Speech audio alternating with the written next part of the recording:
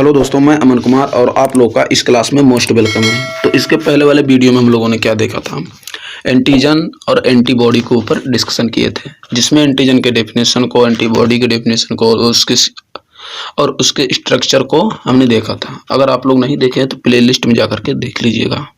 और हम आज स्टार्ट करेंगे कि जो एंटीजन एंटीबॉडी होती है, इनके बीच में लड़ाई जो होती है, जो एक्शन होता है, जो रिएक्शन होता है, वो स्टेप बाय स्टेप कैसे होता है, हर एक चीज़ के बारे में डिटेल में स्टडी करेंगे। और हमारी बॉडी में जो इम्यून सिस्टम होता है, उसमें कौन कौन से ऑर्गन्स भाग लेते हैं, हमारी बॉडी के कौन सी सेल भाग लेती हैं, उसके बारे में भी डिटेल में स्टडी करेंगे। तो चलिए वीडियो को शुरू करते हैं कि जो हमारी बॉडी की ब्लड होती है, कहानी वहीं से शुरू होती है। तो चलिए स्टार्ट करते हैं, देख लेते हैं। तो जो ब्लड होती है उसमें क्या क्या पाया जाता है, सबसे पहले बात की जाए तो WBC पाई जाती है और RBC पाई जाती है, यानी कि रेड ब्लड सेल्स। और इसमें क्या पाया जाता है, प्लेटलेट्स। और ये तीनों जिसमें कवर होते हैं उसको बोलते हैं हम प्लाज्मा। अब यहाँ पर बात आती है कि उसमें से जो WBC होता है, व्हाइट ब्लड सेल्स, उसको हम क्या करते हैं, अलग कर लेते हैं। तो जो WBC होता है यही बॉडी को प्रोटेक्ट करता है, यही इम्यून सिस्टम में भाग लेता है। अब इसमें क्या क्या भाग लेता है उसको देख लेते हैं। तो जो WBC होती है इसको कॉमनली ल्यूकोसाइट्स के नाम से जाना जाता है। तो जो WBC होती है दो टाइप्स की होती है। एक होता है ग्रेन्युलोसाइट्स, एक होती है एग्रेन्युलोसाइट्स। तो जो ग्रेन्युलोसाइट्स होती है इसको तीन भागों में कैटेगराइज किया गया है। एक होता है न्यूट्रोफिल्स, एक होता है इओसिनोफिल्स और एक होता है बेसोफिल्स। और जो एग्रेन्युलोसाइट होता है इसमें एक होता है मोनोसाइट्स, एक होता है लिम्फोसाइट्स। अब यहाँ पर बात आती है इन सब चीज़ों के बारे में हमें डिटेल में स्टडी नहीं करना है। तो हमारा मेन टारगेट क्या है, एंटीबॉडी और एंटीबॉडी के टाइप्स। तो जो लिम्फोसाइट होती है इसको दो कैटेगरी में डिवाइड किया गया है। एक होता है बी लिम्फोसाइट, एक होता है टी लिम्फोसाइट। अब ये जो बी और टी लिम्फोसाइट होती है यही इम्यून सिस्टम में भाग लेते हैं। तो इन्हीं के बारे में हम देखेंगे। तो जो बी लिम्फोसाइट और टी लिम्फोसाइट होते हैं ये बनते कहाँ पे हैं, तो बात की है। तो जो हमारी बॉडी की बोन मैरो होती है उसमें एक स्पेशल टाइप की सेल पाई जाती है जिसको बोलते हैं स्टेम सेल। तो वही जो है बी लिम्फोसाइट और टी लिम्फोसाइट को बनाती हैं।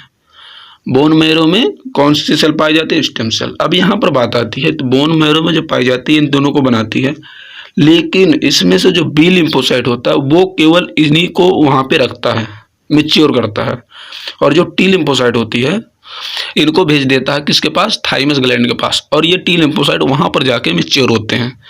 लेकिन अगर यही बी लिम्फोसाइट टी लिम्फोसाइट जो है अगर बच्चा पेट में है तो उसकी बॉडी में जो है ये लीवर में बनते हैं, लीवर सेल में बनते हैं B lymphocyte and T lymphocyte.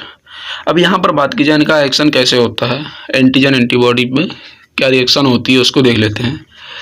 तो जब कोई भी फॉर्जिन या कोई भी बैक्टीरिया हो गया, चाहे पैथोजेंस हो गए, जब बॉडी के अंदर हमारे इंटर करती है तो जो टी लिम्फोसाइट होती है इसके 4 प्रकार के सेल होती है और बी लिम्फोसाइट जो होती है 5 प्रकार की एंटीबॉडी बनाती है।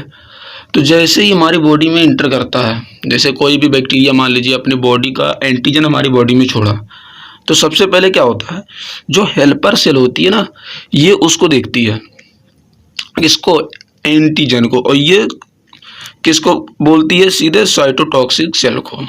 यानी कि जो हेल्पर सेल होता है ये लिपोकाइनेज एंजाइम का सिक्रीशन करता है और ये साइटोटॉक्सिक सेल को क्या करता है, एक्टिव करता है कि नहीं उसको मारो, वो आ गया है। तो जो साइटोटॉक्सिक सेल होता है ये भी एक एंजाइम का सिक्रीशन करता है जिसको बोलते हैं पेरफोरिन, और उस एंजाइम से उसको क्या करता है, मारना शुरू कर देता है। साइटोटॉक्सिक सेल को नेचुरल किलर सेल भी बोला जाता है। और ये हेल्पर सेल जो होता है इसको तो कहता ही है, उसके बाद जो हेल्पर सेल बी लिम्फोसाइट के पास भी जाता है, यानी कि बी सेल के पास भी जाता है और बताता है कि बाहर से कोई फॉर्जिन आया है, कोई एंटीजन या बैक्टीरिया कुछ भी आया है, उसको तुम भी मारो।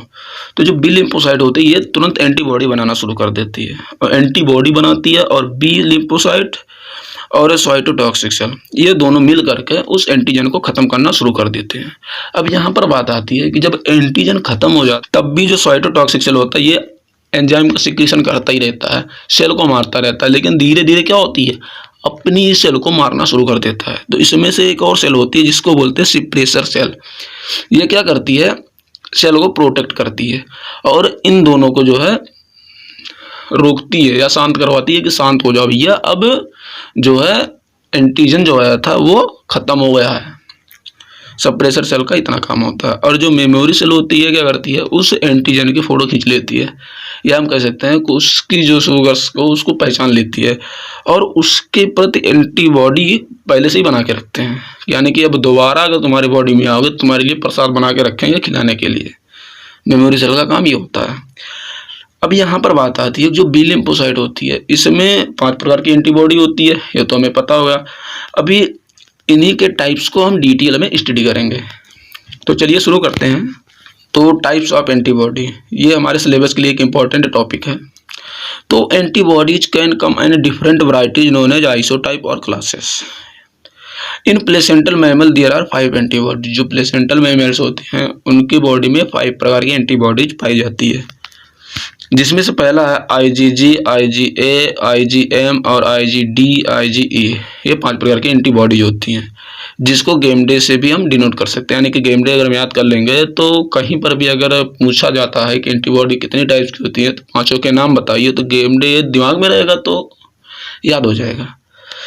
अब यहाँ पर इसको इस सीरियल में इसलिए लिखा हमने कि जो बॉडी में परसेंटेज होती है ना, वो घटते हुए क्रम में है कि अगर सबसे ज़्यादा कौन पाई जाती है तो IgG, यानी कितना पाई जाती है 75% तक लगभग पाई जाती है। 75 बोले तो जैसे अगर बॉडी में हमारे 100 एंटीबॉडी प्रेजेंट है तो उसमें से 75 जो होगी वो IgG ही होगी, तो उसी हिसाब से इसमें पाई जाती है। अब नेक्स्ट वन क्या है, सब classes such as IgA1 and IgA2, यानी कि जो सब क्लासेस होती हैं IgA की वो A1 और A2 दो होती है, उसी तरह से IgG की भी होती है G1, G2, G3 and G4।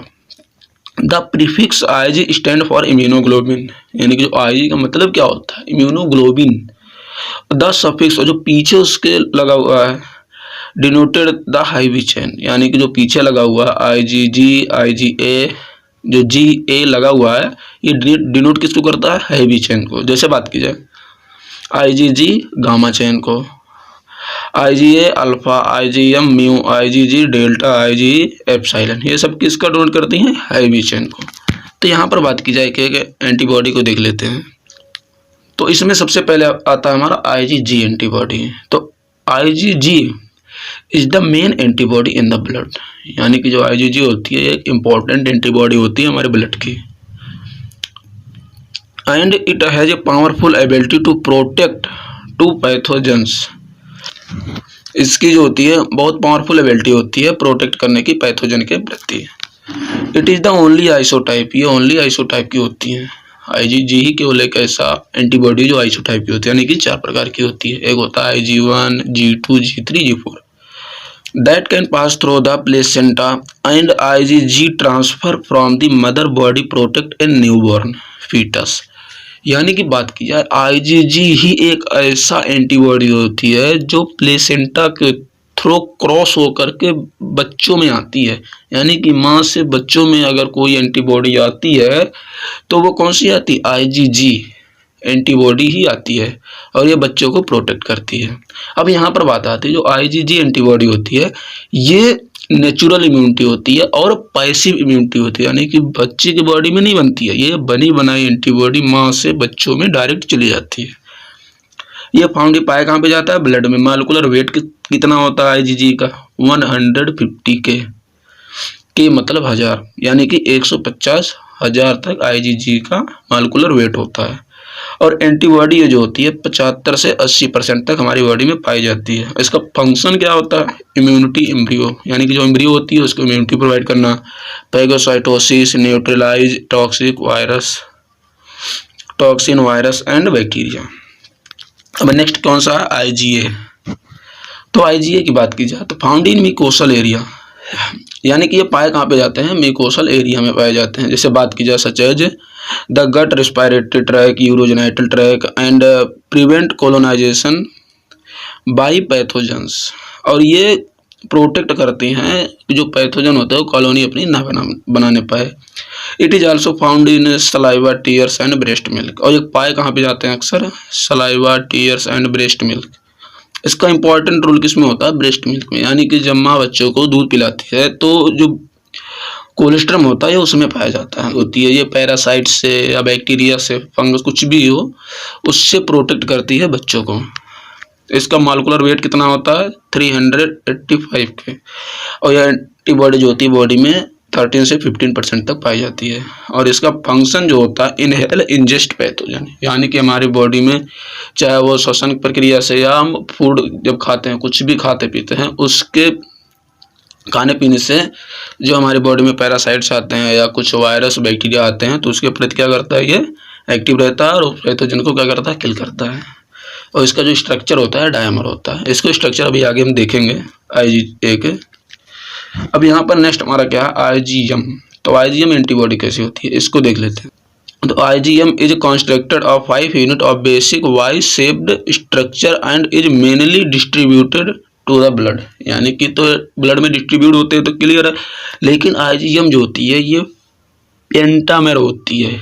जो IgM एंटीबॉडी होती है इसमें 5 एंटीबॉडीज आपस में कंबाइन होते हैं और वो जो होती हैं पूरी की पूरी वाई शेप की एंटीबॉडी होती हैं। वैसे तो वाई शेप की सभी एंटीबॉडी होती हैं। Produce first upon pathogen invasion by B cell. और ये जो IgM एंटीबॉडी होती है फर्स्ट जनरेशन एंटीबॉडी होती है, यानी कि पहले यही एक्टिव होती है बैक्टीरिया के एंटीजन को किल करने के लिए। और IgM has a key role in the initial immune system defence for protecting the body. और ये बॉडी को प्रोटेक्ट करती है और पहला इम्यून सिस्टम की फर्स्ट एंटीबॉडी होती है। ये फाउंड ये कहाँ पाई जाती है? प्लाज्मा में पाई जाती है। इसका मॉलिक्यूलर वेट कितना होता है? 900 K होती है एंटीबॉडी में। और ये जो एंटीबॉडी होती है बॉडी में 10% तक लगभग पाई जाती है। और इसका फंक्शन क्या होता है? फर्स्ट जनरेट एंटीबॉडी है, बैक्टीरिया को किल करता है। और इसका स्ट्रक्चर कैसा होता है? पेंटामर। अब नेक्स्ट हमारा है IgD। तब IgD में क्या होता है? It is present on the surface on B cell. ये जो IgD होता है ये बी सेल के सरफेस पर पाया जाता है और ये रिसेप्टर का काम करता है। फंक्शन तो इसका वैसे डायरेक्टली है, ये रिसेप्टर का काम करता है। यानी कि function mainly as an antigen on B cell that have not been expose to antigen. ये एंटीजन को एक्सपोज तो नहीं करता है, लेकिन ये बी सेल पे पाया जाता है और बी सेल को क्या करता है? एक्टिवेट करता है। उसको एक्टिवेट करता है कैसे? है फाउंड ऑन बी सेल। कहाँ पे पाया जाता है? बी सेल पे। यानी कि ये रिसेप्टर का काम करेगा।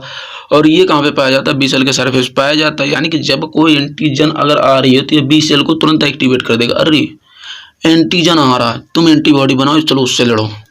कौन? IgD एक्टिवेट करता है। और इसका स्ट्रक्चर जो होता है मोनोमर होता है और ये बॉडी में 0.5% तक लगभग पाई जाती है। अब नेक्स्ट हमारा है IgE एंटीबॉडी। तो इसका क्या होता है? तो बाइंड टू एलर्जेंस। ये क्या करती है? जो एलर्जेंस होते हैं उसको क्या करती है? बांध लेती है, पकड़ लेती है। And triggers histamine release from mast and basophil cell. यानी कि जो बेसोफिल सेल होती है क्या करती है? हिस्टामाइन रिलीज करती है and involve in all allergy. और सभी एलर्जी के प्रति ये रिएक्शन करते हैं। यानी कि जो IgE होती है, जैसे बात की जाए किसी को खाने से एलर्जी है, कोई भी चीज़ खाते कहते नहीं हमें इससे एलर्जी है, किसी को पानी से एलर्जी है, किसी को धूप से एलर्जी है। तो जो एलर्जिक रिएक्शन होती है उसमें सबसे ज़्यादा कौन पाया जाता है? IgE एंटीबॉडी पाई जाती है। ये बॉडी को प्रोटेक्ट करने के लिए रिएक्शन कर लेती है। ये पाई कहाँ भी जाती है? मास्ट बेसोफिल सेल में। और इसका मॉलिक्यूलर वेट कितना होता है? 200 K होता है। और ये एंटीबॉडी जो होती है बॉडी में 0.01% तक ही पाई जाती है। कमी हो तो सही है, ज़्यादा रिएक्शन भी दिक्कत होती है ना। फंक्शन इसका क्या होता है? On allergic reaction. और इसका स्ट्रक्चर जो होता है मोनोमर होता है। अब यहाँ पर बात की जाए फंक्शन ऑफ एंटीबॉडी, यानी कि जो एंटीबॉडी होती है उसका फंक्शन या उसका हम कह सकते हैं कि रिएक्शन कितने टाइप्स की होती है। तो इम्पॉर्टेंट ये वो 3 टाइप्स की होती है। तो इसमें जो इम्पोर्टेंट टॉपिक है तो उसमें सबसे पहला क्या है? न्यूट्रलाइजेशन। न्यूट्रलाइजेशन का मतलब होता है कि जो एंटीबॉडी होती है ये जितने भी फॉरेन सब्सटेंस आते हैं हमारी बॉडी में, एंटीजन जो कुछ भी आता है उसको ये न्यूट्रल कर देता है। यानी कि हमारी बॉडी में तो रहेंगे लेकिन बॉडी में डिजीज कॉज करने के काबिल नहीं रहेंगे। तो इसमें क्या होता है? टॉक्सिन रिलीज बाय बैक्टीरिया और न्यूट्रलाइज एंटीटॉक्सिन। तो इनमें जो बैक्टीरिया जो टॉक्सिन रिलीज करता है जो कुछ भी, तो उसके प्रति क्या होता है? न्यूट्रलाइज कर देते हैं एंटीटॉक्सिन। इसमें और क्या होता है, एग्लूटिनेशन। ये क्या होती है, इन विच एंटीबॉडीज ग्लू टुगेदर, यानी कि जितनी भी एंटीबॉडीज होती हैं वो आपस में मिल करके फॉर्जिन सेल क्लम्प और अट्रैक्टिव टारगेट फॉर फैगोसाइटोसिस। ये क्या करती हैं, आपस में साथ में मिल करके फॉर्जिन सेल जो होते हैं, जो आपस में क्लम्प ना करने पाए, गुच्छा ना बनाने पाए, उसके प्रति क्या करते हैं, अट्रैक्टिव टारगेट करती हैं और क्या कर देती हैं, फैगोसाइटोसिस। अब नेक्स्ट क्या है, प्रेसिपिटेशन। तो in which the antigen occurs in a soluble form, यानी जो एंटीजन होती है सॉल्युबल फॉर्म में होती है, तो उसके प्रति क्या होता है, when A soluble antigen react with its specific antibody, यानी कि उसके प्रति एक स्पेसिफिक एंटीबॉडी रहती है जो उसके प्रति क्या करती है, रिएक्ट करती है at a optimum temperature and pH in the presence of electrolytes, antigen antibody complex from insoluble precipitate.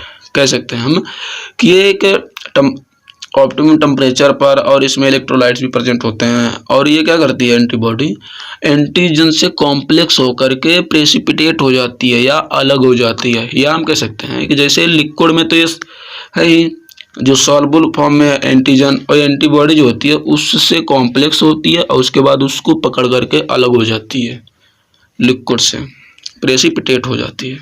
तो यही होता है। इसके स्ट्रक्चर को देख लेते हैं, जितने भी एंटीबॉडी हैं। तो जो IgG होता है ये मोनोमर होता है, यानी कि ये क्या करता है, केवल 2 ही एंटीजन को पकड़ता है।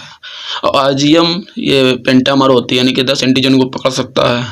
और सीक्रेट और जो IgA होती है ये डायामर होती है, और IgD मोनोमर और IgE ये भी मोनोमर होती हैं। अब नेक्स्ट टॉपिक हमारा वैक्सीन्स के ऊपर रहेगा।